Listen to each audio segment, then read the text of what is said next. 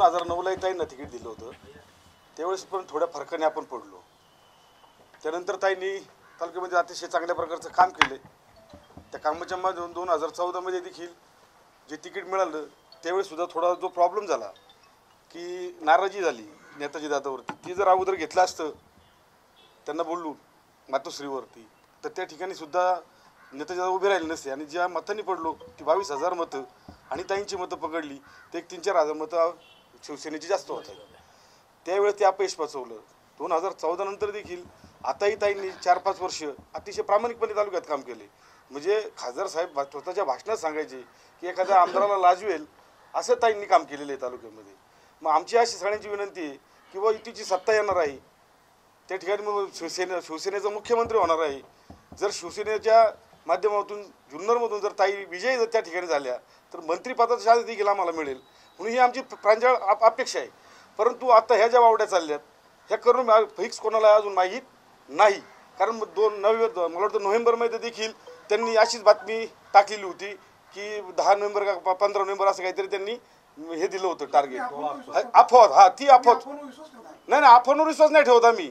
परंतु आमच्या पक्षाची जी बांधिलकी आहे की बा पक्षातीलच कार्यकर्त्याला तिकीट मिळावं या उद्देशाने आम्ही सगळे कार्यकर्ते एकत्र आलो.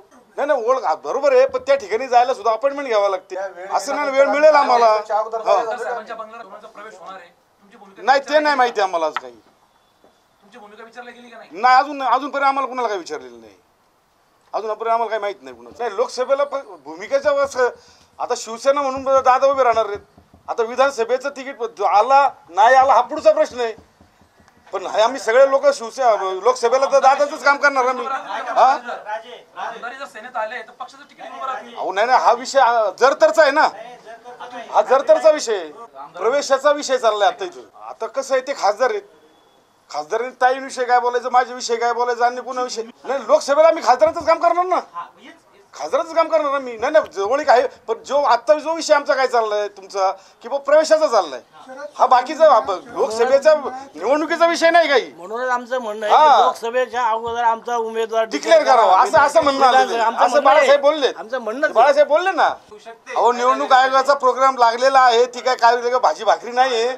तो मोठा प्रोग्राम असतो तो होऊ शकत नाही होऊ शकत. माझी स्पष्टच भूमिका आहे ना. विषय कोणता चाललाय. आम्ही पक्षाचे निष्ठावंत कार्यकर्ते आहोत. बाळासाहेब दांगडे तरी 2004ला शिवसेना सोडून गेलो आम्ही सैनिक गेलेलो नाहीये. आम्ही जागेवर आहे. बाळासाहेब असले आम्ही सगळे जागेवरती आहेत. त्यांचा जीव का प्राण होतो आम्ही बाळासाहेब दांगटांचा. पण आम्ही पक्ष नाही सोडला. आणि आज नाही आम्ही काय बोलतोय की ताईंना तिकीट मिळावं ही आमची प्रांजळ इच्छा आहे. आता हा पक्षाचा हा जो विषय आहे हा पक्षाकडे आहे ना. जरी उद्धव ठाकरे साहेबांचे पक्षप्रमुख असते ते सुद्धा चांगला विचार करतील ना. हे जे आम्ही कार्यकर्ते आज बसलोय ह्या कार्यकर्त्याचा विचार केला जाईल ना. नाही सोडली ना मग तुम्हाला स्पष्ट सांगितलं ना मी. अहो प्रवेश हा विषय नंतरचा पार्ट आहे ना.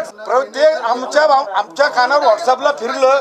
व्हॉट्सअपला जे आम्ही बघतोय वाचतोय त्याच्यामुळे फार सर्वसामान्य खालचे कार्यकर्त्यांमध्ये संभ्रम अवस्था झाली.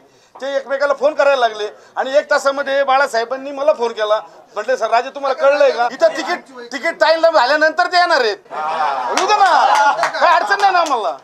आणि ते जरी अडचण काय आम्हाला अडचण काय आहे. तुमचे प्रश्न सगळे बरोबर आहेत परंतु ते जर का तर मध्ये चाललेलं आहे सगळं हे सर्व समजून घ्या. आणि तुम्ही लोकसभेची काम आम्ही करणार आहे. लोकसभेचं काम आम्ही करणार आहे ठेवा.